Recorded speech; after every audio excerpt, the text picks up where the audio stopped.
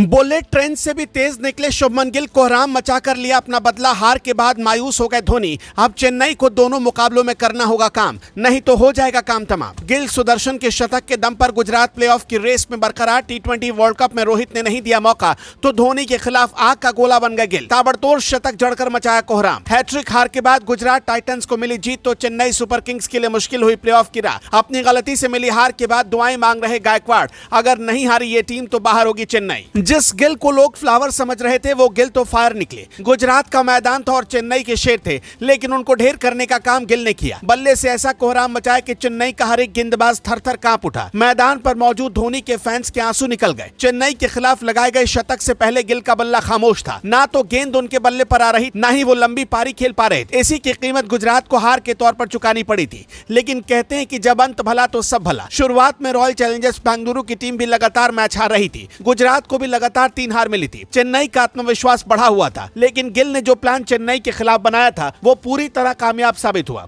इस जीत के साथ प्लेऑफ में बने रहने की गुजरात की उम्मीद तो कायम है, लेकिन चेन्नई सुपर किंग्स के लिए मुश्किल अब आगे बढ़ने वाली है, क्योंकि आगे के दोनों मुकाबलों में उसको जीत दर्ज करनी होगी। अगर एक मुकाबले में भी चेन्नई की टीम हारती है तो इसका खामियाजा प्लेऑफ से बाहर होकर चुकाना पड़ सकता है। गुजरात में इस मैच की शुरुआत हुई थी, तब किसी ने सपने में भी नहीं सोचा था कि जो टीम लगातार खराब खेल रही है वही टीम चेन्नई सुपर किंग्स को हरा देगी और मुश्किल बढ़ा देगी। लेकिन ऐसे ही नहीं कहा जाता कि क्रिकेट तमाम अनिश्चितताओं का खेल है। जिस गिल को लोग कोस रहे थे कि वो बल्लेबाजी नहीं कर पा रहे, वही इस मुकाबले में बुलेट ट्रेन की रफ्तार से बल्लेबाजी करते नजर आए। ऐसा लग रहा था कि गिल ने अपने आप को अपडेट कर लिया है। शुरुआत में ही उन्होंने अपने हाथ खोले और चेन्नई के हर एक गेंदबाज को चौके छक्के लगाए। साई सुदर्शन के साथ मिलकर उन्होंने न सिर्फ जबरदस्त शुरुआत टीम को दी, बल्कि 80% मैच दोनों ने मिलकर ही खेल लिया। दोनों के बीच आईपीएल के इतिहास की सबसे बड़ी शतकीय साझेदारी हुई। गिल ने सिर्फ 55 गेंदों में 104 रन बनाए, जबकि साई सुदर्शन ने 51 गेंदों में 103 रन की पारी खेली। इन दोनों की पारी ही चेन्नई सुपर किंग्स पर भारी पड़ी और चेन्नई को अहम मुकाबले में हार मिली।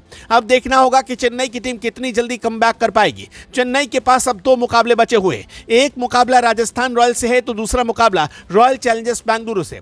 पहले मुकाबले में राजस्थान रॉयल्स को हराना चेन्नई के लिए मुश्किल हो सकता है, क्योंकि लगातार राजस्थान अच्छा क्रिकेट खेल रही है। राजस्थान की कोशिश होगी कि चेन्नई सुपर किंग्स को हराकर वो प्लेऑफ में पहुंच जाए, जबकि चेन्नई की कोशिश होगी कि किसी भी सूरत में राजस्थान को हराया जाए।